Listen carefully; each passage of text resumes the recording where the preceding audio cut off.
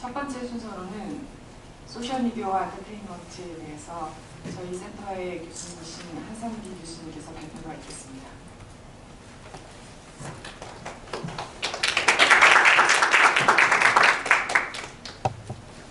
얘기를 더 오래 하실 줄 알았는데 제가 별로 말이 없는 사람이셔서 25분이죠? 아, 20분인가요? 20분 발표에 5분 질의응답이에요.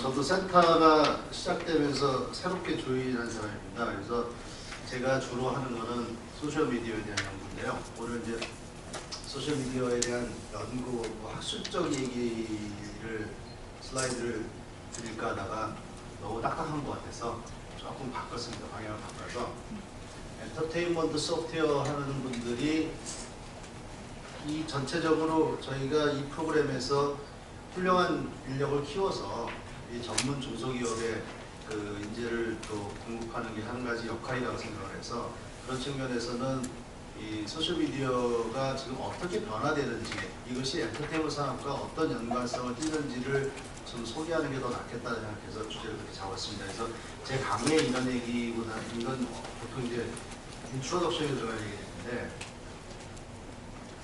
안 나오네요. 다 잘 아시는 얘기예요. 소셜미디어가 현재 어떤 사이트들이, 어떤 서비스들이 굉장히 발전하고 있는가. 다 여러분 아시다시피 이제 페이스북부터 시작해서 유튜브라든가 구글 플러스는 저 멤버인데 사실은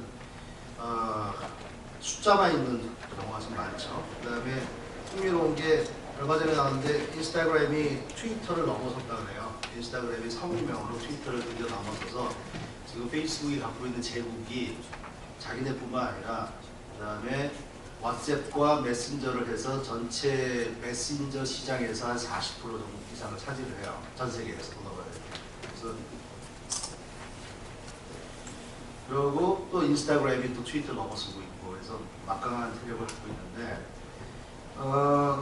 우리가 이 소셜미디어가 왜 중요하느냐를 얘기할 때 소셜 빅데이터 얘기를 많이 합니다. 이거는 이제 데이터를 분석해야 될 때 여러분들이 그냥 재밌어서 좋아요, 뭐 공감해서 좋아요 하는 게 하루에 45억 건 이루어져요. 그 다음에 그 하루에 올라오는 사진을 찍어서 올리는 저도 여기 오면서 벌써 두세 개를 찍어서 올렸는데 150 빌리언 사진이 올라오는 거고요.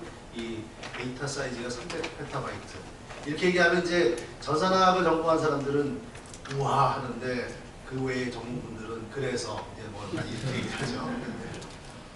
그 다음에 이제 트위터가 초당 가장 많은 트윗이 올라갔던 기록들이 계속 있어요. 근데 얼마 전까지만 해도 4 more years 이게 뭐냐면 이제 오바마가 재선되고 미셸이랑 같이 사진 찍어가지고 아주 멋지게 연출했잖아요. 그게 이제 굉장히 컸었는데 그 전에는 뭐였냐면 일본에서 신년 인사를 할 때 연말에 초당 트윗이 가장 많습니다.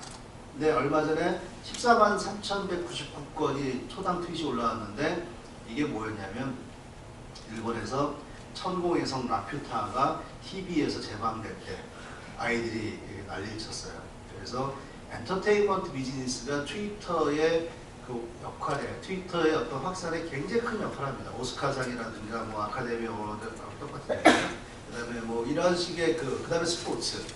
그러니까 트위터가 잘 되려면은 두 가지가 이루어야 돼요. 글로벌한 어떤 큰 이벤트가 있거나 엄청난 재난이 벌어지거나 이 둘 때만 이제 트위터가 발전을 많이 해요. 그 다음에 링크드인, 뭐 핀트레스트, 네이버 블로그, 카페 이런 게 다 있죠. 메신저를 제가 좀 설명하겠습니다.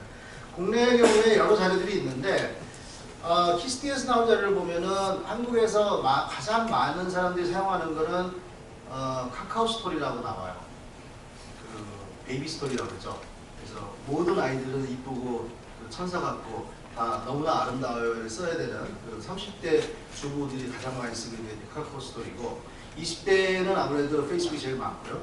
근데 얼마 전에 다시 이제 KT에서 나온 자료에 의하면 페이스북의 그 전체에서 차지하는 것이 굉장히 크다라는 걸 우리가 알 수 있습니다. 한국에서는 지금 그 카카오 스토리보다 페이스북이 미치는 영향이 굉장히 큰 거고요. 근데 사실 이제 그런 얘기는 이제 데이터 보면 다 아는 얘기고요. 제가 오늘 드릴 메시지가 몇 개 있는데 그 중에 하나예요.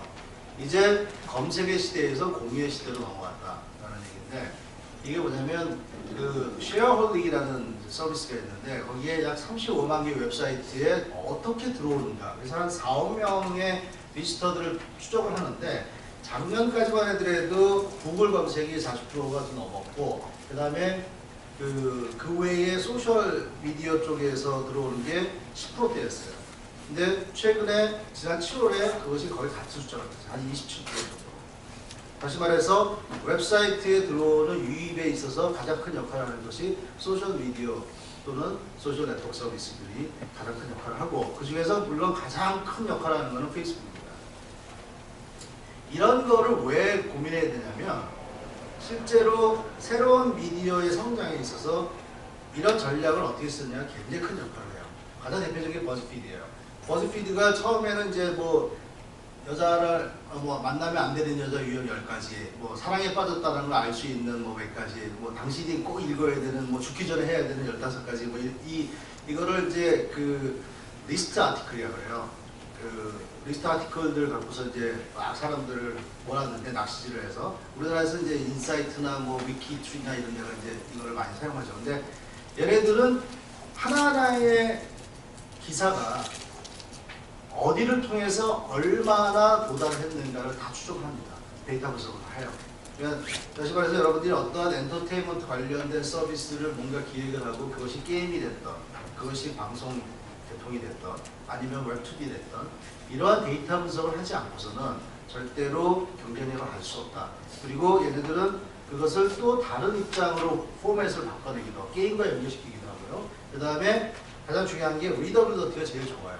사람들이 읽을 수 있게 얼마나 쉽게 읽을 수 있는가를 항상 측정을 해가면서 봅니다. 그러니까 요새 무슨 얘기가 미국에서 제일 많이 나오냐면 이 저널리즘의 위기라고 그러는데 저널리즘이 어디서 위기냐면 실리콘밸리 테크놀로지스트들이 저널리즘을 지금 거의 좌지우지하는 시대로 넘어가고 있다는 거예요. 그래서 얼마 전에 뉴 리퍼블릭이라고 하는 약간 중도 좌파 매거진이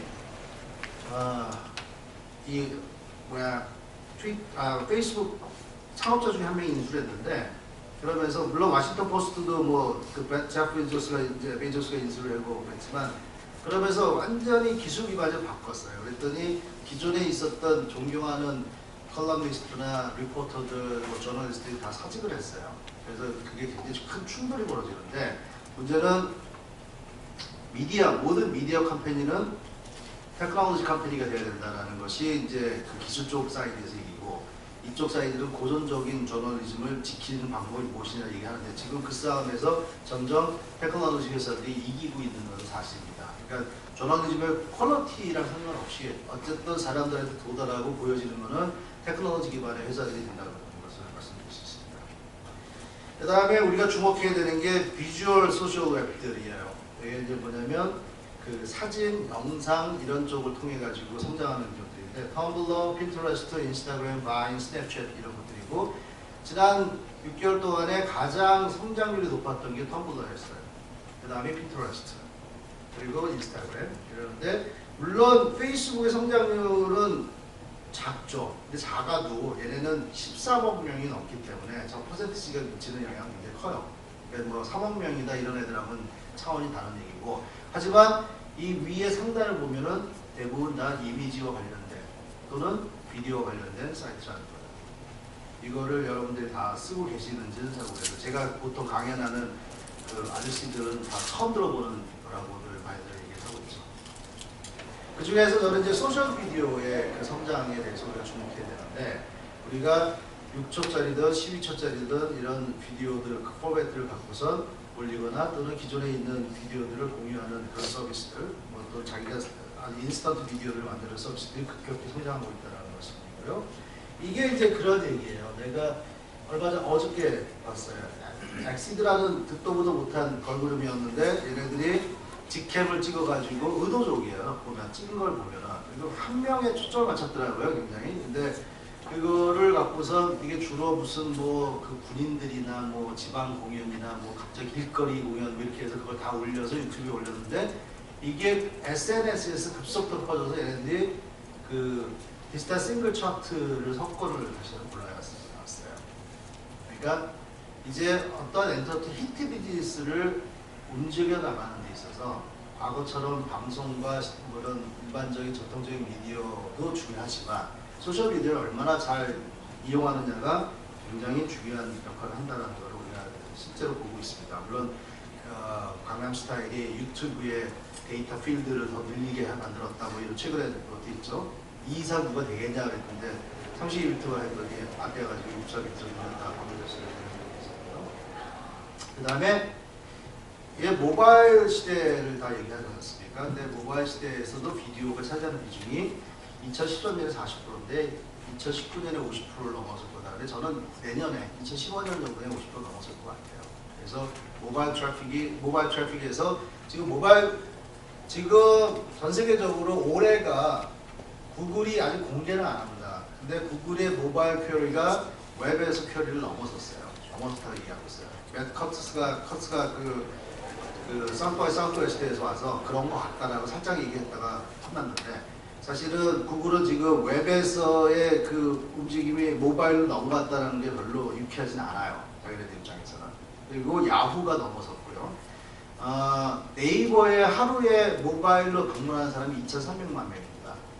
근데 2,300만 명이라는 게 얼마 전까지만 해도 하루에 웹 방문자였죠. 그래서 얼마 전에 이혜진 의장이 됐죠. 네이버는 모바일에서 아무것도 아니다. 그럴 수밖에 없어요. 사람들이 이 폈으면 여기에 앱 중에 네이버가 있죠. 저한테 네이버는 지도하고 사전 서비스 제공하는 앱일 뿐이에요. 저한테. 그 다른 의미가 하나도 없습니다. 그래서 이 안에 있는 이 중에 하나의 앱일 뿐에 불과하기 때문에 네이버는 카카오는 굉장한 위기에 처할 것이 내려요. 지금 라인 때문에 숨어있지 사실 네이버에서는 굉장한 위기를 느끼고 있는데 어쨌든 우리가 웹 기반으로 성장했던 회사들이 모바일에서 반드시 보장되지 않는다. 그런데 그거를 유일하게 극복해 나가는 애들이 누구냐면 페이스북이에요. 최근에 페이스북이 비디오를 굉장히 강조를 하고 있습니다. 10초짜리 비디오를 넣고 광고를 하게 하고 그 다음에 사람들이 비디오 업로드를 하는데 이 비디오를 굉장히 분석을 해요.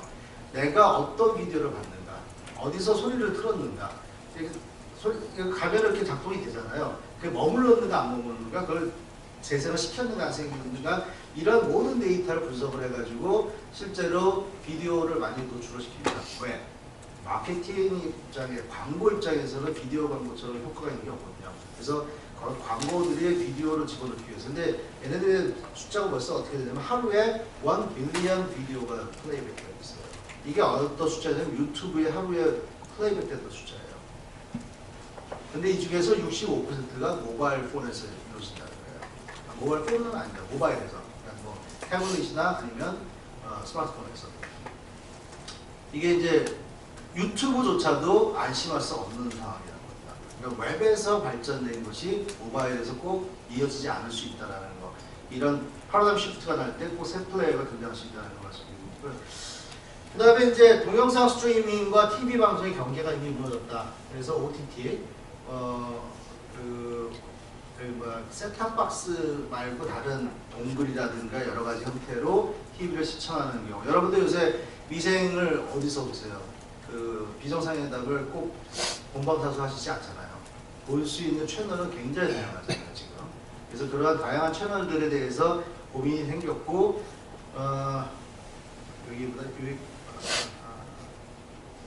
유행부터 먼저 할게요. 그래서 국내에서도 방송위가 얼마 전에 시청률 조사를 앞으로 바꾸겠다. 지금까지 했던 고전적인 시청률 조사로는 안 되기 때문에 시청률 조사를 바꾸겠다라는 것을 선언을 했습니다. 근데 이미 CJ 자체적으로 시청률 조사를 다른 방법으로 하고 있고요. 소셜미디어 버즈량이라든가 검색 순서를 했더니 일주가 TVN의 미생이다. TVN이 CJ 거니까요. 그래서 TVN의 미생이고 그 다음에 무한도전이다. 무한도전은 이제 PD가 옮기니까 어떻게 되죠? 그 다음에 이제 주목해야 되는 게 뭐냐면 아까 제가 검색이 아니라 공유의 시대로 넘어왔다고 하면 그것이 주는 엔터테인먼트 컨텐츠에 주는 거는 뭐냐? 그냥 그 컨텐츠가 무엇이 되든 간에 저는 주로 이제 방송 쪽으로 예를 들고 있는 거지만 그것이 웹툰이든 뭐가 되든 간에 가장 중요한 건 뭐냐면 쪼개야 돼요. 쉽게 공유할 수 있게. 사람들이 공유 채널을 통해서 쉽게 할 수 있게 하려면은 쪼개내야 됩니다. 그래서 언번들링이라고 해요. 그 다음에 리번들링. 쪼갠 거를 그 사람에 맞춰서 다시 묶어서 제공해 줄 수 있는 이런 방법들이 굉장히 필요합니다. 그래서 어떻게 SNL 코리아 그거 보면은 에피소드별로 보시잖아요. 전체를 안 보시잖아요. 유튜브를 통해서 보거나 이렇게 하죠. 뭐 예를 들어 슈퍼스타 K도 수스케도 보면은 누구 나온 거 딱 이렇게 해서 보시잖아요. 이렇게 쪼개내는 기법이 굉장히 중요합니다. 그래서 그걸 언번들링이라고 이제 얘기를 하는 거고요. TV 뷰잉은 굉장히 아까 말한 대로 레이팅도 달라졌고 우리가 스트리밍 유튜브가 이제 뭐 더 이상 사람들은 TV쇼를 놓치지 않는다는 거고 컨버세이션하게 만들고 그 다음에 추가적인 정보를 제공해 준다. 이거는 CBS가 굉장히 잘하고 있습니다. CBS 방송이 굉장히 잘하고 있고 그 다음에 광고도 바이럴 비디오로 만든 여러분들이 그 열광하는 바이럴 비디오 중에 상당수는 또 광고죠. 감동적인 광고들. 그리고 뭐 이건 뭐 비슷한 얘기예요.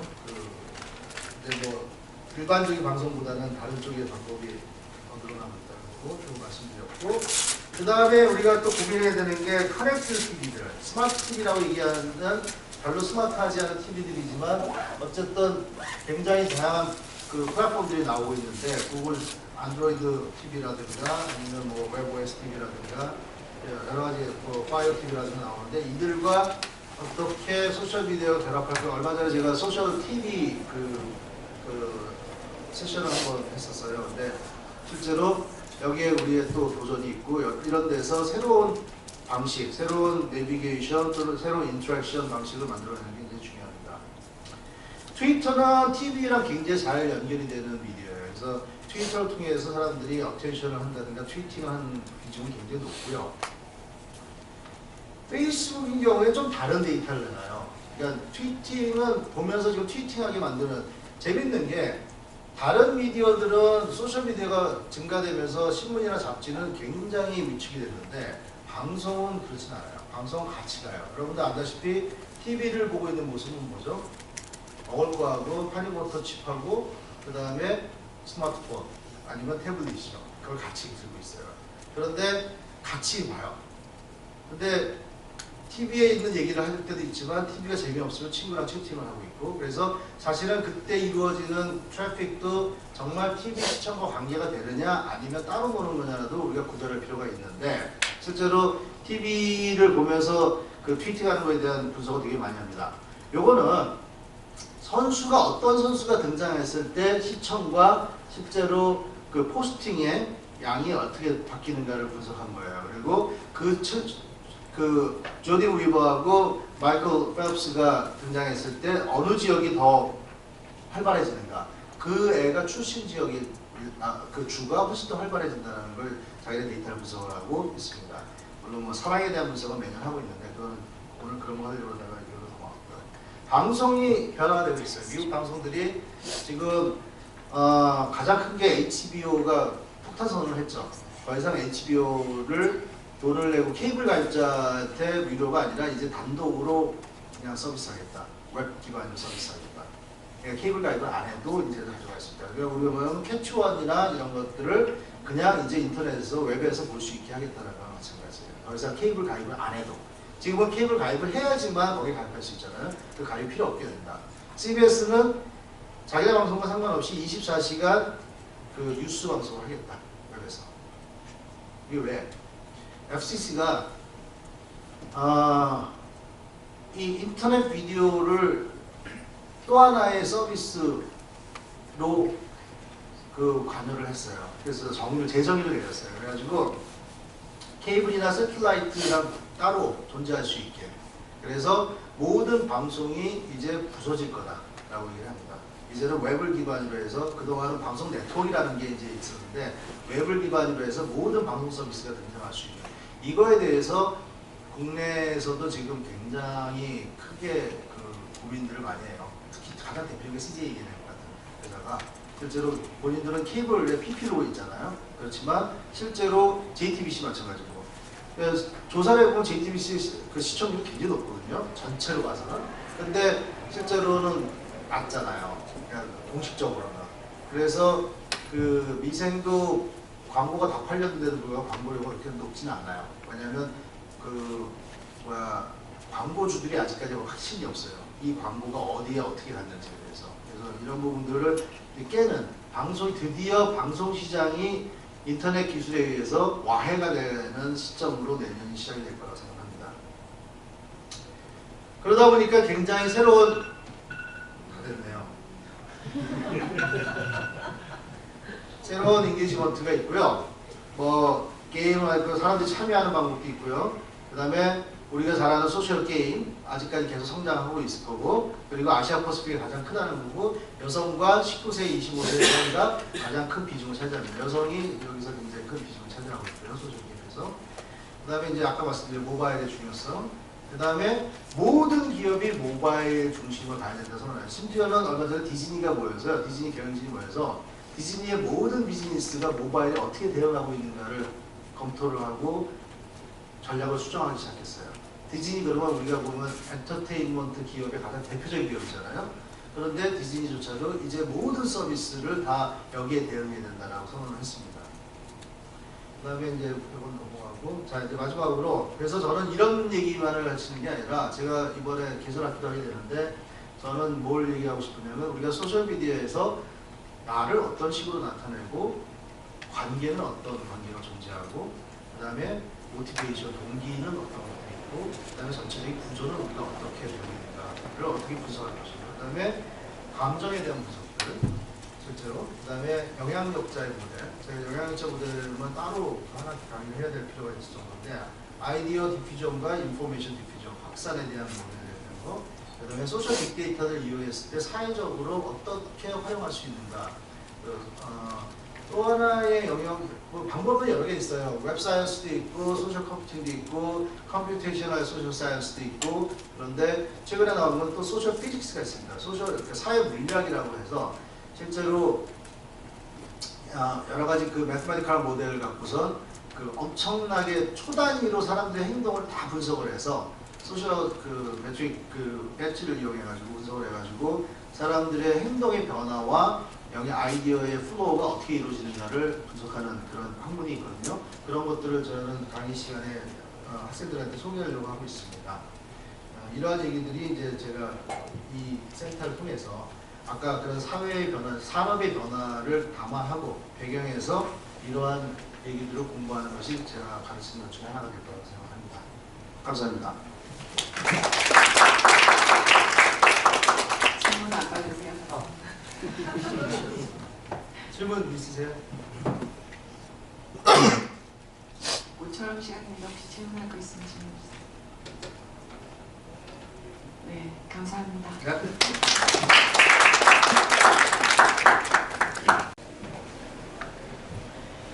원래 제가 이 발표를 준비할 때는 여기 혹시 저희가 셋업하고 있는 그 융합교육 자체에 관해서 혹시 궁금해서 오신 분? 한 분 계시네요. 제가 그거를 준비를 했었는데 원래는 그랬는데 생각해보니까 지금 저희 그 나이파에서 하고 있는 과제 자체는 간단하게 말씀드리자면 지금 5개 대학이 참여를 하고 있습니다. 그런데 고대는 지금 정보보호 특화가 되어 있고요. 저희는 예술대학원 컴퓨터공학이어서 엔터테인먼트 소프트웨어라는 타이틀로 해서 되어 있고, 그 다음에 제주대는 관광 특화가 되어 있고요. 강원대는 빅데이터 특화가 되어 있고, 지금 어디가 빠져? 서울대는 지금 언론정보학과로 되어 있어서 이제 거기는 약간 인문대 경영을 띠고 있습니다. 그래서 5개 대학이 사업을 참여하고 있는데 내년에도 또 나올 것입니다. 같은 과제가. 그래서 각자 지금 어떤 대학이 어떤 그 주제를 가지고 그 과제 제안서를 쓰고 계실지는 모르겠지만은 한 가지 확실한 거는 자기 대학만의 컬러가 좀 있어야 되지 않을까라는 생각이고요. 나머지 그 융합교육에 관해서 저희가 지금 그 교과목을 새로 짜고 교과과정을 준비하는데 굉장히 오랫동안 제안서를 준비했습니다. 한 1년을 거의 매주 토일을 장시간 하면서 제안서를 준비를 했었기 때문에 굳이 궁금하시다면 그 내용을 제가 나중에 개인적으로 전달을 해드리겠습니다. 교수님 찾아와 주세요. 그리고 오늘은 저희가 10명의 교수님들이 이거를 맡으셨는데 컴퓨터공학과 5분하고 그 다음 예술대 5분하고 저희 센터를 지금 설립했습니다. 그래서 그 안에 저희 여러 가지 전공이 있는데 컴퓨터공학 하시는 분들은 뭐 나름 다 오늘 많이 발표를 하실 거고요. 저는 패션 전공입니다. 그래서 제가 하고 있는 연구 분야가 2가지가 있는데 하나는 디지털 패션이 있고 그다음 또 하나는 웨어러블 컴퓨터 분야가 있어요. 그래서 웨어러블 컴퓨터 분야는 저랑 같이 연구를 같이 하고 계시는 컴퓨터공학과 교수님이 발표를 해주실 것 같고 저는 오늘 디지털 패션에 관해서 발표를 해드리겠습니다. 일단 먼저 디지털 패션 그러면 굉장히 여러 가지 그거를 떠올릴 수가 있습니다. 디지털이 아무 데나 갖다 붙이면서 단어가 돼서 간단하게 말씀을 드리자면 먼저 이제 디지털 패션이 뭔가를 설명을 드릴 거고요. 그 다음에는 왜 패션 산업에 디지털 패션이 필요한가에 대해서 설명을 드릴 거고 융합교육에 대해서 필요성 또한 프로세스하고 활용 방안 이런 것에 대해서 설명을 드립니다. 지금 이 장면이 제가 2010년도에 2009년이었나 국제 디지털 디자이너 협의회에서 그 베스트 디지털 디자인상을 받았던 작품입니다. 보시면은 일단 이런 하나의 그 장면을 하기 위해서는요. 첫 번째 해야 될 게 캐릭터 디자인이죠. 그래서 캐릭터 디자인이 있고 나서 그 다음에 해야 될 게 메이크업, 헤어, 그 다음에 액세서리, 의상, 배경 이런 게 다 필요합니다. 굉장히 간단한 하나의 이미지 같아 보이지만 이거를 다 해야 이 한 장의 그림이 나올 수가 있어요. 그래서 저희 디지털 패션에는 2D가 있고 3D가 있습니다. 그래서 이건 일단 2D 장면인데요. 제가 이제 이 장면을 먼저 보여드리면서 이걸 하기까지 어떤 과정이 필요한지 또 자세히 말씀드리도록 하겠습니다. 제일 먼저 왜 디지털 패션이 필요한가에 말씀을 드릴게요. 여러분 최근에 백화점을 가보셨는지 모르겠어요. 제가 패션을 전공하지만 사실 1년에 백화점 몇 번 가나? 최근에 한 3번 갔을까? 정도입니다. 그 이유가 뭐냐면은 저희는 가장 최신 트렌드를 반영하는 직업이에요. 패션 디자인이라는 분야가. 그런데 지금 우리나라에서 가장 핫한 백화점이 어디입니까? 현대 압구정, 그 다음에 신세계, 강남 이런 데죠. 그런데 가보면 우리나라 브랜드 별로 없습니다. 1층부터요. 다 외국 브랜드고요. 2층에, 3층에 그나마 남아있던 우리나라 브랜드도 지금 거의 퇴출 상태입니다. 왜 그럴까요? 그 이유는 간단합니다. 첫 번째는 지금 외국 기업들이 갖고 있는 가격이 낮지 않고요. 대한민국 지금 인건비가 너무 많이 비싸졌습니다. 그래서 가격 경쟁이 많지 않고 지금 남아있는 브랜드들은 옛날부터 오랫동안 그 자기의 나름대로 고객이 아직 남아서 그나마 명맥이 유지하고 있는 백화점 가서 옷 사보셨는지 모르겠어요. 여성복들 지금 피스당 단가가 100만 원이 넘습니다. 그럼 그런 100만 원 저도 머리쿠챙이지만 어떻게 옷 한 벌 아래부터 머리 끝까지 사 있는데 지금 제가 빨간 동그라미로 우리나라에 있는 아직까지 백화점에 남아있는 브랜드를 제가 채워놨어요. 보시면 이상훈 선생님 다 알고 계시죠? 그 다음에 여기 나와있는 여기 계신 선생님들 지금 머리끝부터 발끝까지 옷을 입으려면요 대충 미니멈 100만 원 있어야 되고요. 좀 입었다 싶으면 200~300이 있어야 됩니다. 그럼 200~300만 원을 주고 머리부터 발끝까지 이렇게 옷 한 벌을 해입을 수 있는 사람이 몇 명이나 되겠어요. 그러니 지금 대한민국의 패션 산업은 사실 지금 빨간불입니다. 현재 존재하고 있는 패션 산업도 다 아까지예요.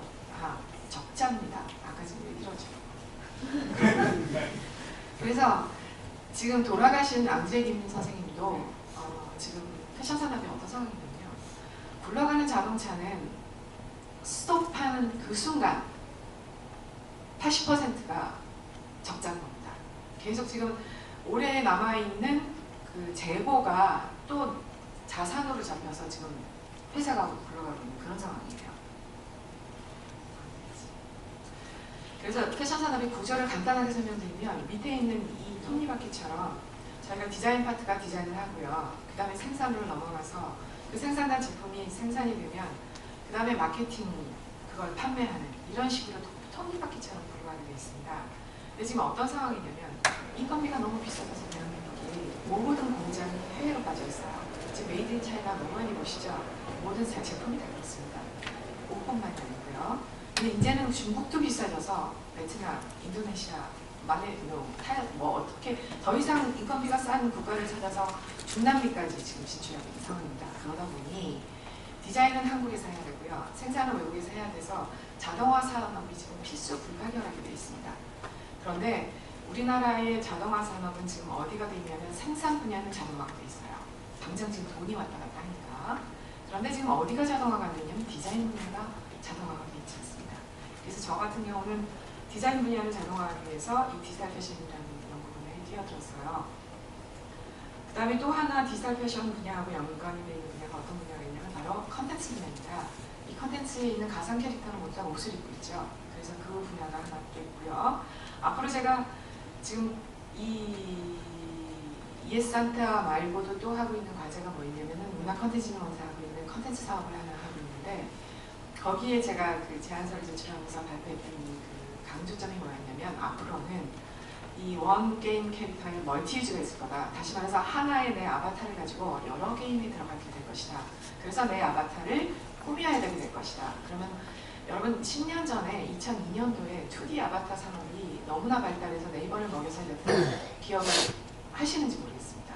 그때 초등학교 학생이 50만 원어치 게임 소스를 아니죠. 아바타 소스를 사는 바람에 난리가 났었어요. 어머니 아버지한테 결제를 해서. 그런데 그 똑같은 일이 앞으로 벌어질 거라고 생각이 됩니다. 특히 지금 어제 제가 3D 그 프린터 세미나를 들어갔었는데 이제 3D 프린터가 돼서 내가 필요한 조그만 그 필요한 도구를 원격으로 받아서 자기 집에서 프린트해서 가질 수 있다면 그리고 자기 아바타가 이렇게 마음대로 사이즈를 해서 시뮬레이션 할 수 있다면 정말 가능해질 것 같습니다. 뭐 융합교육의 필요성에 대해서는 뭐 더 이상 제가 말할 필요도 없는 것 같고요. 좀 전에 페이지에서도 말씀드린 것 같습니다. 다만 저희가 패션 산업이 자동화되면서 새로운 직업 분야가 하나 새롭게 창출되는데 그게 뭐냐면 테크니컬 디자이너입니다. 테크니컬 디자이너라는 게 어떤 분야냐면 말하자면 생산에 가서 저희가 디자인 분야에서 모든 것을 자동화시켜서 데이터베이스를 생산 쪽에 쏘면 그 생산 쪽에서 그 생산하고 있는 과정을 중간에 서서 커뮤니케이션을 하는 테크니컬 디자이너. 생산 쪽에서 이 생산이 제대로 되고 있는가 QC를 보고요. 그 다음에 본사에서 온 그 캠들이 제대로 연결되는가 이런 거를 하는 테크니컬 디자이너라는 분야가 새로 생겼습니다. 이 사람 물론 그 패션 디자이너 전공자이기도 하지만 소프트웨어나 이런 것도 잘 알아야 되고요. 물론 컴퓨터의 지식이나 활용도도 알아야 되는 그런 사람들입니다. 저희 그 융합교육의 프로세스를 제가 지금 그 4단계로 나누고 있는데요. 처음에 이제 기초, 심화, 창업 이렇게 벤더 등록을 하는데 이 과정 자체는 문화컨텐츠진흥원의 지금 제안서에서 그 제가 하겠다라고 하는 그 과정입니다. 간단하게 설명드리면은 다음 장에서 제가 그림으로 간단하게 설명드릴게요. 디지털 패션의 제작 과정을 그림으로 이렇게 표시하는 겁니다. 첫 번째는 모든 디자인이 다 그렇지만 먼저 컨셉을 정하고요. 그 다음에 이제 옷의 의상의 형태를 먼저 디자인하죠. 그게 첫 번째 디자인 기획 분야입니다. 그래서 보시면 왼쪽에 가운데 있는 게 컬러를 정하고 텍스타일 정하고 의상 디자이너라고 이런 게 나와 있고 디자인 기획이 끝난 다음에는 설계에 들어갑니다. 설계라는 게 옷이라는 게 3D잖아요. 그 3D를 하기 위해서는 설계 작업이 필요해요. 그래서 건축처럼 그 설계도를 쫙 펴놓은 게 오른쪽에 있는 설계도입니다. 그 다음에 왼쪽에 있는 그 설계도를 입혀볼 수 있는 소프트웨어가 지금 나와서 그 소프트웨어 3D 패턴 제작을 제가 이렇게 화면으로 꾸민 거고요. 그 밑에 이제 설계도가 끝나게 되면 텍스처가 있어야 되죠. 그래서 매핑 작업이 필요하고요. 그 매핑 작업이 하게 되면 캐릭터를 결정을 해서 캐릭터를 불러들여서 저희가 설계한 의상을 입혀보는 작업이 있습니다. 거기에 크로스 시뮬레이션이 필요합니다. 그런 다음에 렌더링을 하게 되고 마지막으로 디지털 패션을 완성을 하게 되면 저희가 이번에 그 하겠다고 한 마지막 그 센터의 4학년 과정에는 뭐가 들어가냐면 1인 벤더 창업이 들어가요. 지금 모델러들이 3D를 사용하는 모델러들이 다 자기 자신만의 캐릭터를 이미 가지고 있습니다. 그 사람들이 인형놀이를 해요. 그래서 자기가 가지고 있는 캐릭터에 본인 스스로가 사실 의상 디자이너가 아니기 때문에 설계도를 할 수가 없잖아요. 그래서 옷에 피트한 그런 의상들을 만들 수가 있는데 예를 들어서 재킷, 여러분 중에 아마 혹시 그 의상 전공자가 있는데 자기가 재킷 만들 수 있다, 테일러링에 이 자켓을 만들 수 있다 하시는 분 있으십니까? 이건 저희 전공자들 굉장히 어려운 작업입니다. 그런 옷 같은 그런 옷을 사기 위해서 나오는 시장이 있습니다. 그게 랜더시티라는 시장이고요. 낫3D라는 시장이 있고 이런 데서 제가 한복을 팔아봤는데 10달러, 12, 3달러짜리였는데 1,000불이 팔렸습니다. 그러니까 이거는 얼마나 좋은 시장이냐면 저희가 오프라인 시장에서는 제품을 나눠도요. 재고가 너무나 많이 남아요. 그래서 패션 장사는 걸레 장사라고 저희들이 부릅니다. 근데 걸레도 쓸 수가 없어요. 브라우스 실크로 만들려면 어떻게 걸레로 쓸 수 있어요? 그래서 저희끼리는 서로 걸레 장사로 통해요. 그 재고 때문에 그렇습니다. 근데 이 디지털 베이스 이 시장은요. 재고가 안 남아요. 그냥 쌓아만 두면 나도 그냥 자다가 일어나면 팔려 있습니다. 얼마나 좋은 시장이에요. 게다가 대한민국이 젊은 디자이너가 대학을 졸업하고 나서 취업을 하면요. 월급이 60만 원, 80만 원이에요. 지금 뭐 공대 더티 작업, 사람 학생들 안 간다, 취업 안 된다. 저희보다 심각하겠습니까? 저희는 하루에 12시간 이상씩 근무하고요. 근무를 적게 하는 것도 아니에요. 6시 퇴근 꿈도 못 꿉니다. 가서 청소부터 커피 심부름부터 뿐만 아니라 모든 걸 다 하고도 60만 원 받고 6개월을 일을 해야 되고요. 3년 차까지 견디지 못하면 월급이 오르질 않아요. 3천만 원 연봉 받는데 3년 이상이 걸립니다. 물론 3년 차 뒤에는 연봉이 5천, 1억까지 뛸 수 있어요. 그냥 로또지요. 한마디로. 이러다 보니 정말 젊은 사람들이 그 취업을 못해서 못한다기보다 제대로 일자리가 없는 거죠. 그래서 저희 학생들을 이런 1인 벤더 창업을 등록하기 위해서 제가 올해에 1월 말에 지금 20명 벤더 창업을 지금 기획하고 있는데 잘 될지 모르겠습니다. 그래서 지금 이 과정을 전공 기초, 심화 이렇게 4단계로 나누고 있는데요. 전공 기초에서 가르치는 거는 간단하게 얘기하면 컴퓨터 그래픽의 아주 2D 작업입니다. 그래서 필요한 포토샵하고 일러스트레이터를 가르치고 있고요.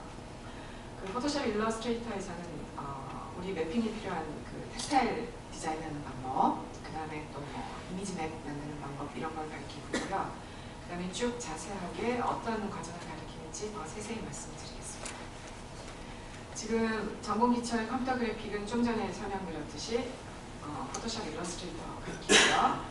그래서 나온 결과물의 예시입니다. 지금 3가지 이제 저희가 결과물을 내고 있는데 포토샵으로는 이렇게 이미지 메이킹, 저희가 그 디자인에서는 컨셉을 보여줘야 되잖아요. 그래서 이미지 맵을 만드는 게 이제 포토샵으로 하는 작업이고요. 그다음 이제 일러스트레이터가 저희가 필수라서 일러스트레이터에 이런 캐릭터 같은 거 만들어보는 그런 작업 가르치고 있고, 마지막으로 문양을 따는 이제 원래 일러스트레이터가 펜툴을 잘 다뤄야 되지 않습니까? 그래서 펜툴을 달아서 이런 텍스타일 문양 제작 같은 거 시키고 있고, 그다음에 이제 2번째의 그 교과 목명이 디지털 패션 캠입니다. 이 수업에서는 뭘 가르치고 있냐면은 디자인을 해서 설계를 해서 입혀보는 과정까지 수업을 하고 있어요. 보시면은 이게 패턴 캐드 작업이고요. 패턴 캐드는 우리나라에서 쓰이는 패턴 캐드가 참 여러 종류가 있습니다. 그래서 뭐 유가부터 저희가 렉트라를 가리키다가 최근에 지금 유가로 바꾸는 과정인데 이 패턴 캐드도 참 고민이 많습니다. 결과물 예시인데요. 다행히 지금 한 스탠드얼론 소프트웨어가 만들어졌어요. 그래서 이 소프트웨어에서 저희가 마블러스 디자이너라고 불리우는 소프트웨어입니다만은 캐릭터를 불러들여서 여러 가지 옷을 만들어서 지금 제작하고 있는 예시입니다. 또 하나 이제 저희가 작년에 했던 수업 결과물인데요. 저희가 임산복을 제시해봤어요. 이걸 해본 이유가 뭐였냐면은 인간 외의 캐릭터도 있을 수 있잖아요. 그렇다면 배불뚝이 사장님도 있는데 그런 거는 지금 쉽게 캐릭터를 구할 수가 없어서 제가 임산부를 캐릭터를 요구를 해서 임산부를 만들었어요. 그래서 이 임산부복을 디자인해서 설계를 하고 그다음 만들어놓은 시뮬레이션을 하는 이 하나의 예시입니다. 그래서 내년에 3차 지금 과제 제안서를 내야 되는데 그때는 인간이 아닌 캐릭터를 제안을 해보려고 지금 생각하고 있어요. 마늘가하고 같이 조인을 해서. 그 다음에 이제 심화 과정을 들어가게 되면 마지막으로 창업을 위한 디지털 패션인데요. 이때는 지금 저희가 아이들한테 다뤄보게 하는 게 기본적으로 지금 육가 패턴이 있는데, 육가 캐드가 있는데, 서울대에서 그 고영석 박사님이 개발한 디스수트라는 그 소프트웨어가 거의 완성이 됐습니다. 그 디스수트의 슈트라고 불러야 돼, 디스수트라고 불러야 되나 모르겠어. 그 디스수트 수트의 그 안에는 패턴키드가 포함되어 있습니다. 권석 박사님이 오랫동안 그 전과제를 받으셔서 개발하는 건데 이거 하나로서 기획부터 설계부터 시뮬레이션부터 특히 렌더링까지 하나의 소프트웨어로 할 수가 있게 돼 있어요. 그래서 이번 겨울방학 동안에 워크숍을 해서 학생들한테 가르쳐보고 내년에는 그 DC 수단에 OBJ 파일로 된 그 게임 캐릭터를 불러들여서 저희가 시뮬레이션을 해서 약간 의상을 만들어서 입혀보아서 결과물을 내보려고요. 지금 이 수업의 결과물이 이건데요. 지금 오른쪽에 보이시는 마지막 캐릭터 아우자이 패션인데 제가 이거를 올려만 놓고 밴더로 올려만 놓고 한 번도 체킹을 안 해봤다가 최근에 체킹을 해보니까 100불이 넘게 팔렸더라고요. 돈 걷어와야 되는데 돈을 받을 이 시간이 없어서 아직 돈을 못 받았습니다. 그래서 일단 지금 이 디지털 패션이 참 좋은 게 뭐냐면요. 아이템을 올려놓으면 그냥 팔립니다. 그리고 참 돈이 얼마나 모였나 딱 열어보면 팔려 있어요. 그래서 참 좋은 것 같습니다. 얼마나 간지는 아직 잘 모르겠어요, 사실은. 지금 현재 올해에 제가 20명 밴더 독립을 지금 생각하고 있는데 학부 16명에 대학원 4명 정도입니다. 저희 학부 애들은 사실 제가 1학년부터 이 수업을 다 계획을 해서 아마 전국의 어느 대학교도 디지털을 3학기나 가리키는 대학이 없을 겁니다. 그래서 4학년 졸업할 때쯤 되면 저희 학생들은 사실 좀 거의 프로페셔널하게 돼요. 그래서 지금 16개 그 수업의 중간 결과물이에요. 아직까지 조금 덜 다듬어졌습니다. 나중에 기말이 되면 조금 매출이 오를 정도의 결과물이 나올 거라고 생각하는데 여기에 이거를 하면서 좀 어려웠던 게 그다음 페이지 있잖아요. 헤어부터 이 액세서리까지 토탈이 되지 않으면 상품이 팔리질 않아요. 그래서 메이크업부터 헤어부터 신발부터 이런 걸 다 정해서 마지막 이미지 렌더링을 하고 그 렌더링 이미지를 보고 엔드 유저가 클릭해서 들어와서 상품을 사게 돼 있거든요. 그래서 그게 조금 힘든 과정입니다. 그래서 마지막 밴더 등록을 하게 되면 이 밑에 보이시는 이 과정을 다 등록해야 돼요. 첫 번째는 세팅 판매가 이루어져야 돼서 이 옷만 판매하면 참 좋은데 머리부터 발끝까지 세트 판매를 해야 됩니다. 또 하나는 뭐가 있냐면 텍스타일을 여러 종류 컬러링은 이제 예를 들어서 뭐 핑크 세트뿐만 아니라 저희가 컬러를 한 4종류 정도 바리에이션을 해서 이걸 한꺼번에 세트를 해서 이 세트가 어느 정도 퀄리티가 되지 않으면 본부에서 심사가 떨어지질 않습니다. 그래서 본부의 심사에 등록이 합격이 돼야 등록이 되고 그때부터 이제 판매가 이루어져요. 그러니까 약간의 퀄리티 컨트롤을 본부에서 하는 거죠. 긍정적인 겁니다. 만약에 이렇게 퀄리티 컨트롤이 안 되면 결국 시장이 엉망이 될 테니까 그래서 이거를 지금 저희가 하고 있습니다. 1월 말에 지금 저희가 20개 생각을 하고 있는데 그때에 지금 팔리고 있는 이 사이트가 여기입니다. 렌더시티라는 사이트. 저희가 지금 그 내고 있는 판매자 밴더가 지금 SA 패션으로 등록이 되어 있고요. 여기에 나와 있는 아까 100불 정도 재고죠. 100불 정도. 안 봤어. 최근에 제가 지난주에 100불 정도 팔렸다는 얘기를 들었습니다. 그래서 일단은 한 방향으로는 저의 생각에는 계속 그 교육을 시키면서 아이들한테 혼자서 시간이 있을 때마다 계속 데이터베이스를 올려서 자기 용돈을 마련하는 1인 차원을 계속 시킬 거고요. 매년 저희 학교에 있으면 매년 교육을 시키지 않습니까? 새로운 학생들을. 그래서 밴더 창업은 계속 시킬 거고 그 다음에 또 하나는 지금 융합센터에서 제가 높여드리는 또 다른 인력은 어떤 거냐면은 지금까지는 사실 애니메이터들이 게임 캐릭터를 만들고 의상까지 다 했다면 앞으로는 그 분야가 두 가지로 나눠져야 될 것 같습니다. 지금까지는 사실 게임 캐릭터들이 다 벗고 있었잖아요. 옷을 거의 안 입고 있었죠. 근데 이제는 좀 제대로 옷을 입고 딱 내가 팔을 들었을 때 혹은 움직였을 때 망가가 펄럭이는 제가 리니지 쪽하고의 그 유저들의 요구를 오랫동안 리서치를 좀 했었는데 한 3, 4년 전만 해도 제발 제 망토가 좀 펄럭이게 좀 해주시오 이런 요구가 제일 많았었습니다. 게임에서. 그 얘기 망토가 펄럭이지 않았던 건 여러 가지 이유가 있었겠지만 지금은 계산 속도도 빨라졌고 그래서 올드하고 게임 캐릭터가 분리되는 시점이 곧 오지 않을까 이렇게 해서 갑자기 꺼졌어. 마지막으로 이제 제가 동영상 하나 보여드릴게요.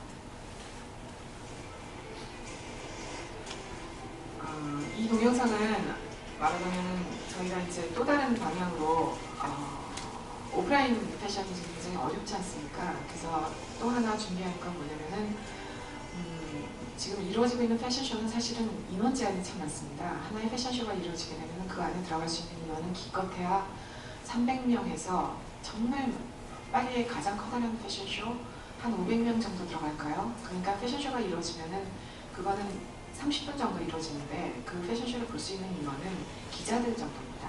그리고 뭐 중동의 핫한 클라이언트 정도겠죠. 그래서 지금의 패션쇼는 정말로 옷을 사는 사람들을 위한 쇼라기보다는 약간의 퍼블릭 쇼예요. 이벤트 쇼예요. 그래서 앞으로는 본사의 자사제품을 정말 사고 싶은 사람들한테는 이런 식의 디지털 패션쇼가 나와야 되지 않을까 생각합니다. 보시는 이런 쇼들은 지금은 이 쇼 하나 만드는데 고현석 박사님 말이에요. 1억이 든대요. 한 커트를 만드는데. 근데 이제 이거는 얼마만큼 고급 퀄리티의 렌더링을 내느냐, 영화 퀄리티를 내려면 1억쯤 들 것 같고요. 그렇지 않고 중간 수준의 심플한 고급 퀄리티를 내지 않으면 단돈 한 100만 원 가지고도 낼 수 있는 퀄리티고, 어떤 소프트웨어를 쓰느냐, 렌더러를 쓰느냐에 따라 달라지겠죠. 이 디지털 패션쇼를 제가 2002년부터 만들기 시작해서 지금까지 10년이 넘도록 왔습니다만은 아직까지도 참 쉽지 않습니다. 저희 혼자서는 작업을 못해요. 저희 센터에도 지금 곽성도 교수님 계시지만 꼭 그 애니메이터의 같이 협업이 필요하고요. 역시 디자인 프로세싱, 시뮬레이션 기술이 필요하고, 캐릭터부터 헤어부터 메이크업부터 저희 최주희 교수님 계시지만 메이크업 스페셜리스트의 도움도 많이 필요하고요. 더군다나 배경도 지금 여기 트럭이 왜 나와 있는지, 그죠? 이제 이 쇼 하나를 만들려면 아트 디렉터가 이 배경까지, 카메라의 위치, 편집, 음악, 이거 다 신경을 써야 됩니다. 그래서 너무나 고급 인력이 필요해요. 한 가지만 잘해서는 안 되는 거죠. 그래서 저희 융합센터가 목표하고 있는 건 이런 거를 다 아울러서 같이 할 수 있는 그런 인력 양성입니다.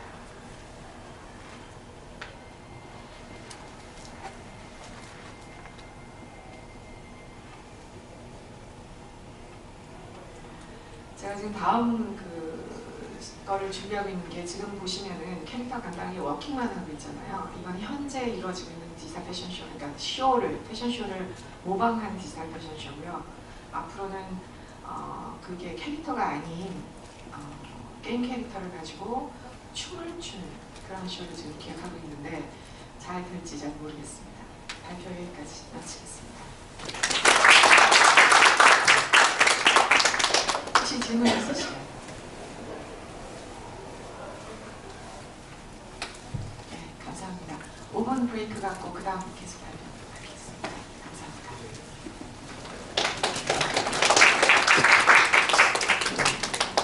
저희는 이번에 저희가 ES 센터를 하면서 저희는 이제 원래 진행했던 수업을 지금 두 번째 학기를 진행을 하는데, 그게 이제 ES 센터 안에 국과목으로서 그 국과목을 이번 학기에 진행한 상황을 말씀드리도록 하겠습니다. 이렇게 특별한 건 아니고 이름이 좀 붙입니다. 그리고 저희가 아트를 하는 건 아니고요. 그냥 예체능계 학생들을 조금 더 어떻게 보면 유혹하기 위해서 아트라는 이름을 좀 앞에다가 세웠습니다.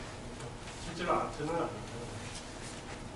그래서 교과목 정보를 이제 간단히 보면, 저희는 지금 이 3학점짜리 한 과목인데 이제 세 분의 교수님이 같이 참여를 하십니다. 그래서 호텔 경영학과 교수님하고 만화 애니메이션학과 교수님, 그 다음에 저는 이제 디지털 콘텐츠학과, 그래서 이렇게 세 분이 교수님이 같이 참여를 하고 있고요. 수강 대상도 1학년부터 4학년까지, 그리고 저희 학교에 있는 모든 학생들한테 이제 오픈이 되어 있는 상태에서 실제로 수업에 들어가기 전까지는 전혀 예측이 좀 어려운 그런 과목이 되겠습니다. 그래서 수업 방법은 저희가 이제 팀피팅을 일단 3분의 1씩 해서 주제를 정해서 그거에 대해서 강의 또는 그거에 대한 프로젝트 진행하는 걸 일단 일단 이제 그렇게 3분의 1씩 했는데 이게 저희가 이제 학점을 일학 정확히 못 봤기 때문에 3분의 1로 하긴 하지만 학생들은 매번 안 들어가면 좀 섭해하는 것 같습니다. 그래서 저 같은 경우는 한 3분의 2는 들어갔는데 그래도 이게 매번 들어가시는 좀 어렵더라고요. 그 다음에 이제 주는 이제 강의보다는 이제 저희가 어떤 주제를 하나를 정해서 조를 편성을 한 다음에 그걸 이제 한 학기 동안 진행을 하고 그 결과물을 이제 발표하고 뭐 가능하면 뭐 데모까지 하고 옛날에 뭐 전시도 하려고 했었는데 그건 좀 어렵더라고요. 하나 이렇게 해보니까. 그래서 평가 방법은 뭐 시험은 전혀 없고 그냥 프로젝트 진행한 거하고 발표 그렇게 되어 있습니다. 그래서 교과 목표는 뭐 크게 저희가 이제 써놓긴 했는데 이제 제가 생각했을 때 가장 주가 되는 거는 여기 이제 녹색으로 표시되어 있는 IT하고 CT 기반의 과학과 예술 융합형 교육으로 과학적 소양과 예술적 감동을 드렸으면 좋겠다라는 게 저희 생각이었고요. 그래서 이게 좀 너무 좀 폭이 넓다 보면 이제 구체적으로 좀 들어가면 다양한 분야의 학생들과 함께 프로젝트를 진행하면서 서로 이해하고 소통하는 방법을 기르는 게 제가 보기에는 가장 현실적으로 저희가 얻을 수 있는 한 학기 동안에 얻을 수 있는 게 아닌가라고 생각을 합니다. 그래서 뭐 과학과 예술의 융합 이렇게 좀 거창하긴 하지만 제가 생각하는 거는 저희 한 학기 동안 이 수업을 통해서 학생들이 얻을 수 있는 건 야 진짜 쟤네들 무슨 말 하는지 모르겠다. 그런 것들을 이제 처음에 시작하다가 학기 끝날 쯤 되면 그래도 이제 조금 이해가 되고 해서 서로 이제 다른 학과 학생들하고 일을 했던 게 좀 재밌었다. 뭐 그런 것들을 좀 느꼈으면 좋겠다고 생각을 합니다. 그래서 뭐 강의 계획은 저희가 이제 세 분야로 나눠져 있기 때문에 경영과 관련된 분야도 있고요. 그래서 뭐 현황과 예술 경영에 관련된 것도 있고요. 제가 뭐 기술 같은 부분 소개도 하고 그 다음에 이제 뭐 기획서 같은 것들 이제 어떻게 작성을 하는지 그런 것도 있고 그 다음에 이제 제가 혼자 만약에 이런 강의를 한다면 제가 잘 하지 못할 뭐 스토리 보드 작성 뭐 그런 것까지 다 있습니다. 그런 다음에 그걸 이제 영상으로 이제 최종적으로 뭐 영상만 보여주는 건 아니지만 어쨌든 영상으로서 소개하는 자료까지 만들어서 영상 편집까지 하는 과정이 이 안에 다 들어가 있습니다. 그래서 학생들이 다 조금씩 배우긴 하지만 실제로 프로젝트를 할 때는 각각 잘하는 분야들을 맡아서 이제 보통 진행을 하게 됩니다. 그래서 이번 학기의 수강 학생의 비율입니다. 일단 공학이라고 보이는 학생들은 10명, 그 다음에 예체능 입문한 학생들은 20명입니다. 그래서 여기 보면 이제 디지털 콘텐츠 컴퓨터 공학과 광전자 해갖고 전체 학과는 12개 학과 학생들이 포함이 되어 있고요. 그래서 상당히 다양한 학생들이 참여를 하고 있습니다.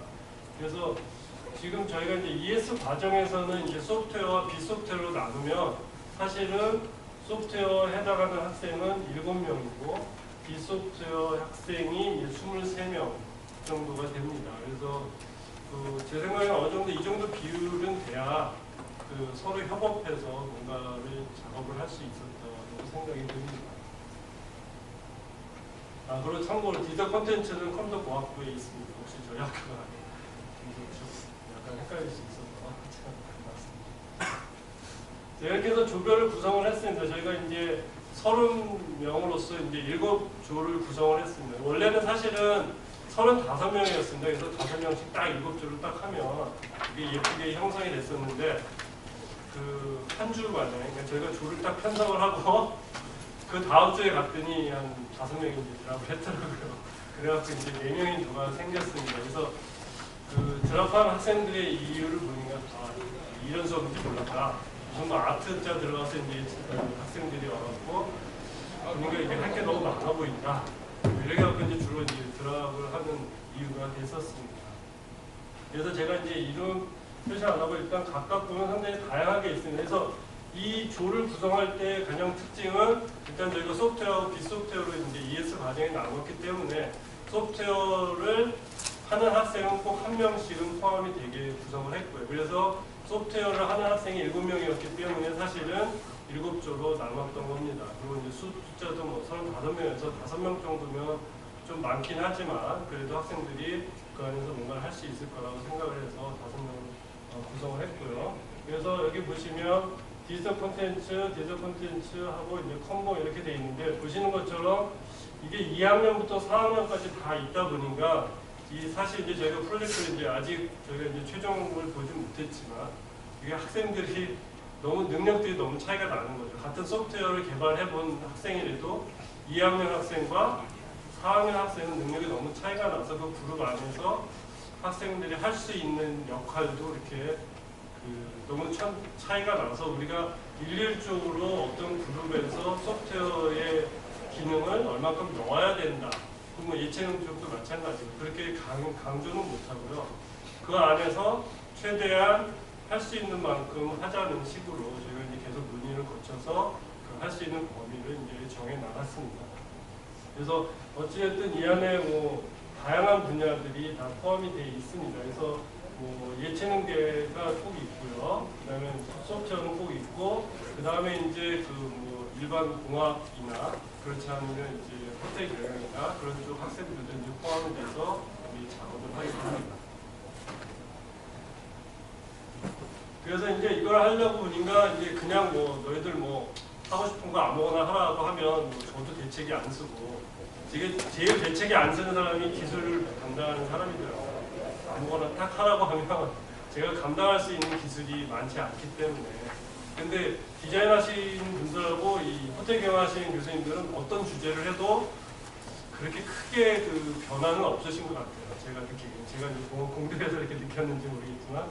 그래서 어쨌든 저희는 주제를 정했고 마침 이제 저희가 2015년에 하는 카이라는 학회에서 보니까 스튜던트 디자인 컴피티션이라는 게 있었습니다. 그래서 거기에 디자인이면서도 뭔가 구현을 해야만 제출을 할 수 있는 게 있어서 저희가 학생들한테 이거를 이제 주제로 하기로 했고, 그 다음에 학생들한테 여기서 1등을 하게 되면 우리가 참여하는데 지원을 해주겠다 이렇게 이제 학생들의 이제 동기부여도 좀 해주고 그랬더니 뭐 학생들이 좀 관심을 많이 가졌습니다. 그래서 여기서 이번 올해의 주제는 뭐였냐면 여기 있죠. 그러니까 세계적으로 발전하고 있는 기술로부터 소외된 사용자 그룹을 찾아내고 그들이 사용할 수 있는 제품, 어플리케이션, 기술 또는 서비스를 제안하는 것을 요청을 받았습니다.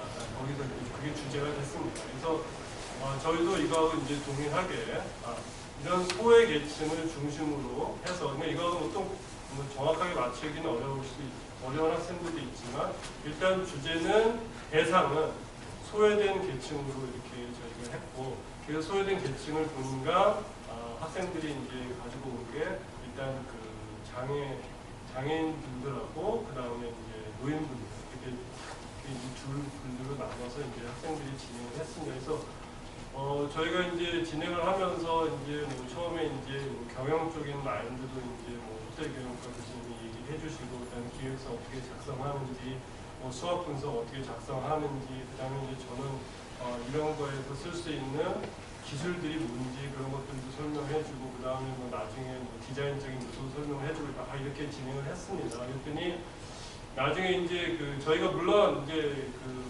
서로 이제 논의를 하면서 하지만 나중에 이제 제가 약간 논의하면서 곤란했던 문제는 호텔 경영과 교수님은 이거 팔아먹지 못하면 만들 필요 없다. 뭐 이렇게 나오시고, 저는 그래도 그냥 할만한데 뭐 이렇게 나가고 이렇게 되니까 이제 저희가 우리 학생들 지난주에 그 교수님이 그러니까 이게 저희가 이제 돌아가면서 이제 프로젝트 이제 그룹별로 미팅을 하는데 이쪽에서 이제 호텔 경영과 교수님이 하시면 저는 이제 다른 쪽 하고 이렇게 하다가 이제 순번으로 이렇게 돌아서 가는데 좀 전에 교수님이 이거 하면 안 된다고 하셨는데 교수님 저는 막 좋다고 얘기하고 막 이렇게 하니까 이거를 사전에 이게 코디네이트 하기도 좀 애매하고, 그래서 뭐 그렇긴 하지만 뭐 이렇게 대충 넘어가긴 했는데 그런 것들도 잠깐 좀 어려움이 있었습니다. 그래서 보는 측면에 따라서 제가 보기에는 뭐 재밌고 그러니까 괜찮은데 저는 뭐 사실 팔리고 안 팔리는 건 별로 제가 고민을 안 해봐서, 근데 확실히 경영하시는 분들은 그런 게 확실치 않으면 이제 만들 필요가 없다라고 해서 다른 생각을 갖고 와요. 다른 아이디어를 갖고 와서 처음에 이제 학생들이 프로젝트를 이제 주제를 정할 때, 자기들이 뭐 한 학기 동안 할 때, 그럴 때 이제 조금 뭐 어려움이 좀 있었습니다. 그래서 아무튼 그런 것들도 이제 같이 하다 보니까 저도 사실 배우게 되는 거죠. 이제 이거 하면서. 그래서 이제 학생들이 한 작품을 아직은 이제 저희가 다음 주 월요일 날 이제 최종 그 결과를 보기 때문에 아직 학생들이 중간 발표한 거하고 그 이후에 이제 그 제출한 이제 기획서를 가지고서 제가 한 7편을 다 보여드리긴 좀 그래서 그나마 제가 좀 관심이 있다고 생각했던 3개의 이제 프로젝트를 제가 일단 설명을 해드리겠습니다. 그래서 첫 번째는 뭐 내비독이라고 해서 뭐 그냥 뭐 어떻게 보면 쉽게 상상할 수 있는 그런 시스템입니다. 그래서 여기에는 이제 일단 대상은 이제 청각 장애인이 대상이 되고요. 그분들이 우리가 이제 일반적으로 생각하는 것처럼 어디에 뭐 편하게 다니시기에, 물론 이걸 했다고 편하게 다닐 수 있는 건 아니겠지만 다니시기에 어려움이 있을 것 같고, 일반적으로 이제 학생들이 생각했을 때 지팡이나 그동안에 이렇게 뭐 음성으로 이렇게 소리를 많이 전달하는 시스템이 있었다고 합니다. 근데 아무래도 청각 장애인인 경우는 유일한 그 정보를 전달받을 수 있는 게 청각인데, 거기에까지 이제 뭐 앞으로 가세요, 뭐 뒤로 가세요, 뭐 그런 거를 이제 여기서 회전하세요 이런 것까지 이제 소리로 전달을 하게 되면 다른 정보에 하고 좀 상충될 수가 있지 않겠냐라는 생각을 가지고서 이 학생들이 그 제품을 이제 프로젝트를 이제 진행을 했는데, 여기서는 그리고 요즘 이제 뭐 팔찌들이 많이 나오니까 거기에 그 진동을 하는 걸 연결을 해서 왼쪽으로 회전해야 되면 뭐 왼쪽 진동 한 번, 오른쪽 해야 되면 오른쪽 한 번. 그래서 학생들이 이제 처음에 갖고 나온 거는 팔찌를 2개 써서 그냥 단순하게 왼쪽 갈 때 왼손 팔찌, 오른손 갈 때 오른손 팔찌, 뭐 이런 식으로 이제 생각을 해서 아이디어를 갖고 왔습니다. 그래서 보시는 거 보면 이제 기획하는 사람은 신방과 학생, 기술은 디지털 콘텐츠 학과, 시스템 디자인은 스토리보드는 만화 애니메이션, 제품 디자인은 패디 패션 디자인, UI 디자인, 패션 디자인. 즉 저희가 융합을 해서 강의를 하긴 하지만 결국 프로젝트를 할 때는 각각 자기가 이제 그래도 잘한다고 생각하는 분야를 이제 갖고서 이제 여기 이제 참여를 하게 됩니다. 그래서 제가 뭐 나중에도 말씀드리겠지만 여기에서 특이점은 자기가 어디 이렇게 배칠 수 있는 상황이 전혀 안 된다. 왜냐면 자기가 그 맡은 역할을 딴 사람이 해주기에는 상당히, 물론 여기 페디과 학생이 2명이 있긴 합니다만, 특히 이제 소프트웨어 학생은 전혀 이게 다 모든 학생들이 기술만 나오면 다 자기들 쳐다본다고 이게 어떻게 해야 되는지, 특히 2학년 학생들은 진짜 난감해합니다. 자기가 아는 게 하나도 없는데 다 자기 쳐다보면 저걸 어떻게 하냐 그런 게 이제, 그래도 이제 그 와중에 뭐 제가 그래서 네가 할 수 있는 만큼만 해라, 포기하면 안 되니까 그렇게 얘기를 해서 뭐 잘 진행이 되고 있긴 합니다만, 아무튼 특히 이제 소프트웨어 하는 학생들은 어떻게 할 수 있는 방법이 없는, 그래서 그게 제가 보기에는 장점이라고 생각이 됩니다. 저희 쪽 학생들한테. 그래서 일단 결과를 보시면 학생들 일단 공대생만 하면 절대 이런 그림이 안 나오죠. 네? 그래서 이게 디자인 하시는 그 헤디나 그런 사람이 있으니까 일단 이게 작동은 안 하지만 그래도 겉모습을 봤을 때는 되게 그럴듯하다는 느낌을 받게 됐습니다.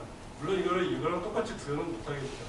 그래서 아마 뭐 팔찌 비싼 거 가져다가 아마 데모할 때는 이게 여기 누르면 이런 일이 발생합니다. 아마 다 손으로 작동을 하긴 하겠지만, 그래도 일단 시각적으로 봤을 때는 그럴듯한 작동이 나오고, 이제 이게 아마 2학년 학생이 있었을 것 같은데, 이 학생은 그래서 할 수 있는 게 뭐냐, 앱에 화면을 띄우는 건 할 수 있습니다.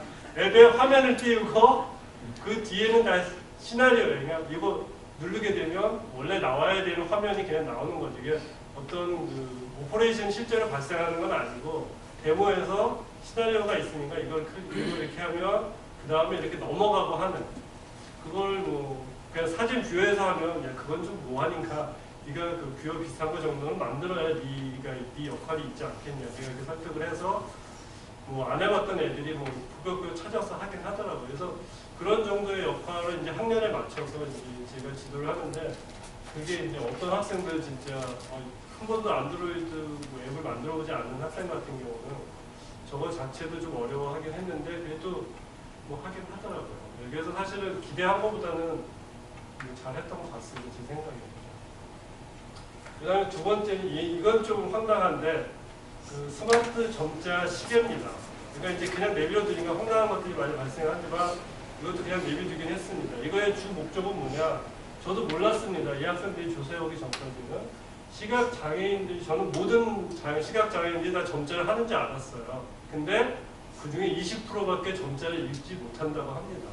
그러니까 정보를 얻을 수 있는 게 그러니까 소리로밖에 못 얻는데 그 소리로 얻는 거는 이제 한계가 있으니까 이 학생들이 그 점자를 좀 더 잘 배우거나 점자를 이게 저희가 이제 지하철에서 보면 앱에서 책 읽고 이렇게 하지 않습니까? 그런 것들을 어떻게 할 수 있는 방법이 없겠냐는 아이디어를 가지고서 이제 생각을 했는데 아무튼 그렇습니다. 근데 아이디어는 좀 어려운 것 같아요. 그래서 여기는 사실 학생들이 뭐 자기들이 이제 뭘 어떻게 구분해서 자기들 역할을 이제 작성을 해주지 않았기 때문에 제가 그건 작성을 못했는데요.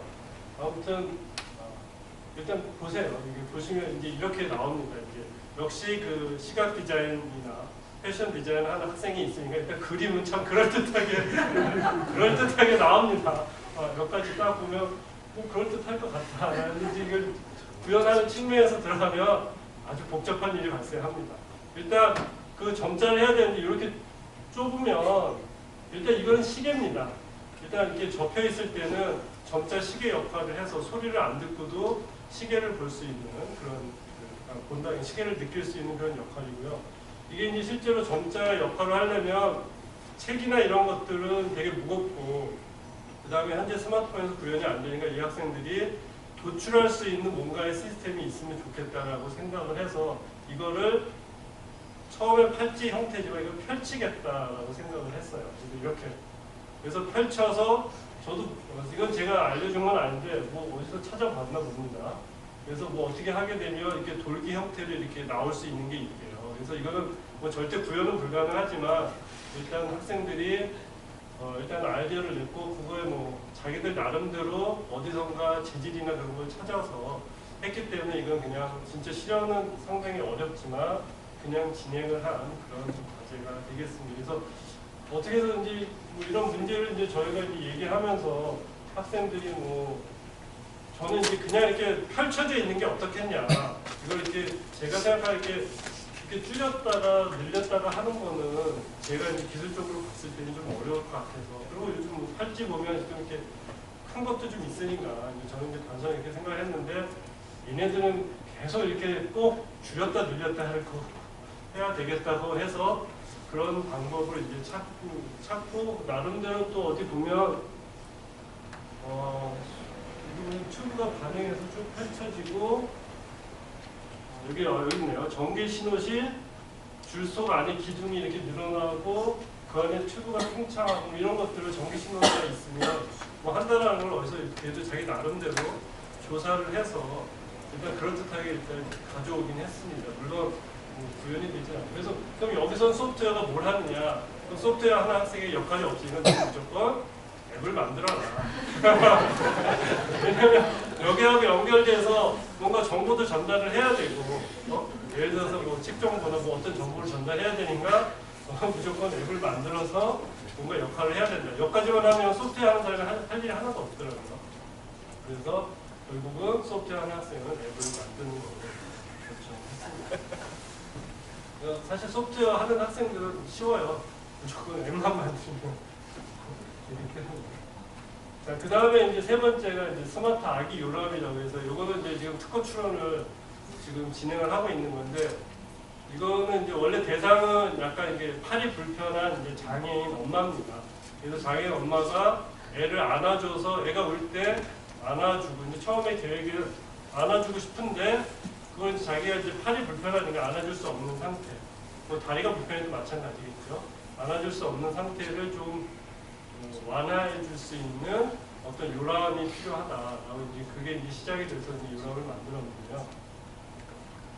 근데 이제 학생들이 찾아보니까 뭐 비슷한 것들이 뭐 있기도 하고 또 최근에 어디 공모전에서 뭐 애 얼굴 인식해서 애가 뭐 뒤집혀져 있으면 그뭐 신호 보내서 이렇게 다시 이제 엄마가 와서 그건 이제 장애인을 대상을 하는 건 아니니까 이제 엄마가 편하게 와서 앱에 이제 다시 뒤집혀주는 뭐 그런 시스템도 있었다고 합니다. 이걸 하다 보니까. 그래서 이게 뭐 아주 학생들이 봤을 때 아주 새로운 건 아닌데 그냥 특이한 부분이 있어서 일단 특허 출원을 진행을 하고 있고요. 그래서 여기서도 보면 이제 학생들이 이제 그것만 갖고는 좀 안 되니까 이제 아이에게 상태 정보를 이제 전달을 해서 그래서 아이가 지금 현재 잘 자고 있는지 그래서 어젯밤에 아이가 뭐 몇 번 깼는지 뭐 그런 것들을 이제 정보를 획득을 해서 그걸 이제 뭐 폰에 앱에다가 이제 저장을 하고 이제 그거를 가지고서 뭐 어떤 뭐 수면 패턴 이런 걸 뭐 바꿔주거나 뭐 의사의 뭐 정보를 사용을 하겠다라고 얘기했습니다. 그래서 이것도 이제 결국은 이제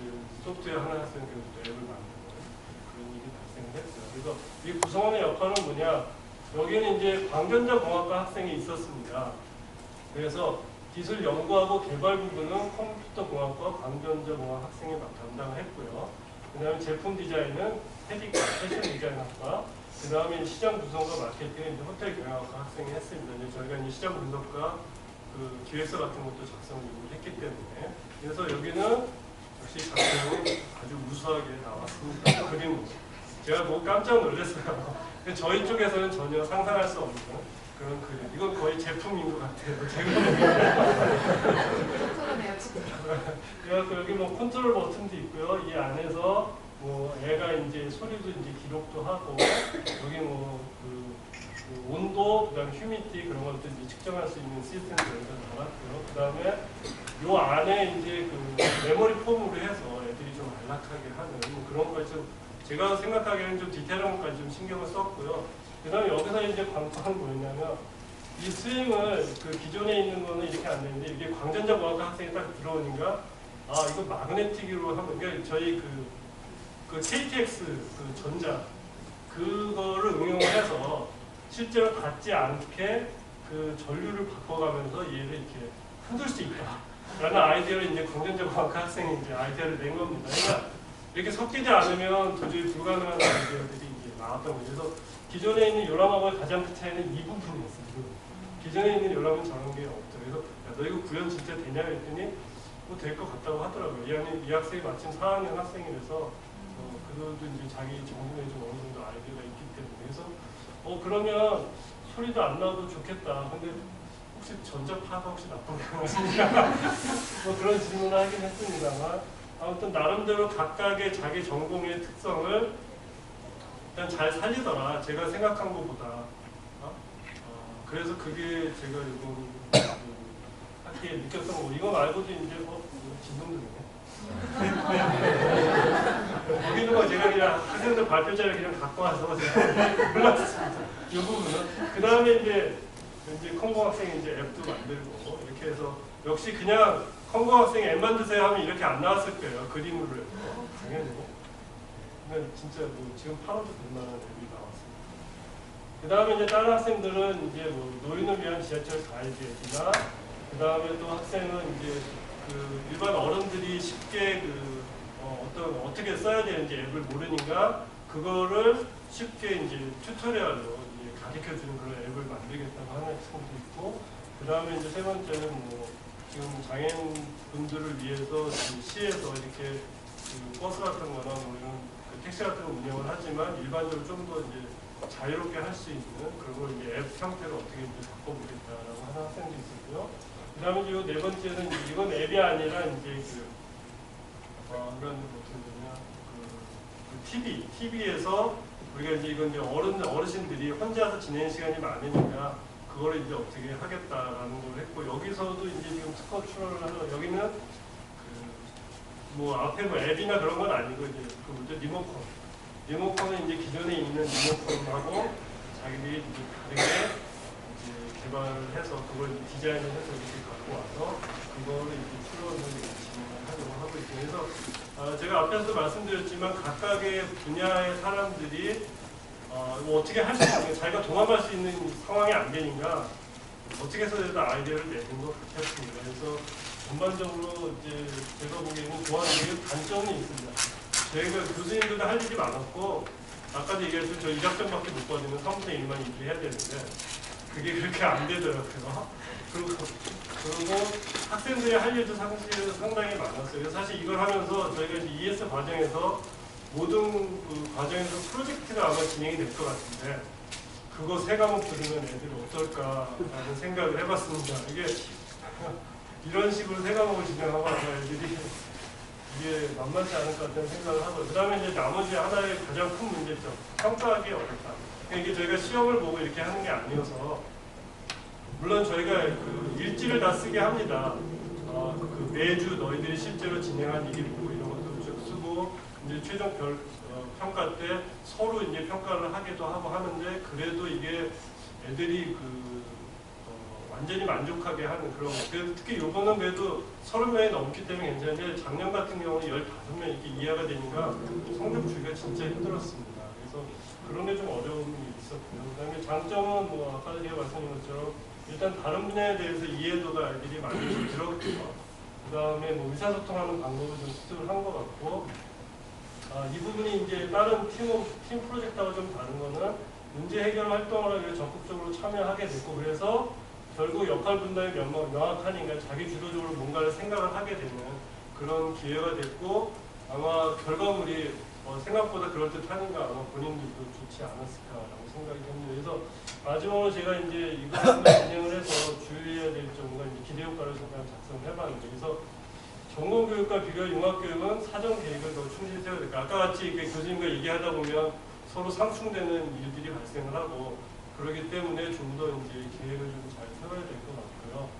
그 다음에 이제 팀은 수강학생의 특징을 고려해서 그래서 저희가 팀을 자유롭게 보통 제 수업에서 이제 프로젝트를 하게 되는 게 너희들이 알아서 짜세요 이렇게 하는데 여기는 소프트웨어 뭐 최소 몇 명, 뭐 예체능 몇 명 이렇게 해서 저희가 그냥 짜서 학생들한테 그냥 부여를 했습니다. 서로 그냥 알아서 짜라는 얘기 안 했고요. 그래서 그런 것들을 할 때 좀 잘 고려를 해야 되는데 그게 어려운 게 아까 얘기한 것처럼 2학년 소프트웨어 전공 학생, 4학년 소프트웨어 전공 학생 그럼 이거 기대 수준이 다르잖아요. 근데 평가를 할 때는 그럼 얘가 2학년에 들어갔으니까 얘를 어떻게 좀 그런 쪽으로 좀 덜 해도 이게 좀 평가를 잘해야 되는 게 이게 막 엮이니까 그게 좀 어려운 것 같았습니다. 그 다음에 마지막으로 이제 중요한 거는 얘네들이 서로 과가 다르다 보니까 문제가 발생할 때가 있더라고요. 그래서 4명이 하다가 1명이 와서 지금 2명이 요즘 안 나오는데요. 뭐 졸업 전시해야 된다. 뭐 영화 지금 뭐 찍고 있다. 그래서 교수님 어떻게 하죠? 그러니까 그걸 주기적으로 확인을 해서 그런 일이 발생을 하면 그 학생들을 가능하면 참여할 수 있도록 이렇게 해야 될 것 같다는 생각이 듭니다. 그래서 이거는 되게 중요한 게 그렇지 않으면 서로 뭐 연락도 안 되고 막 그런 일이 발생을 하더라고요. 왜냐면 같은 과도 아니니까.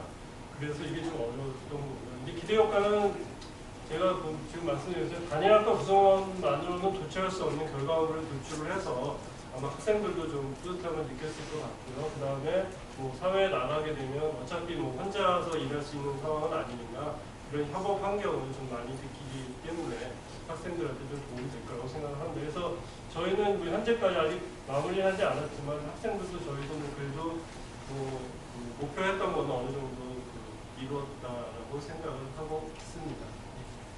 네, 감사합니다.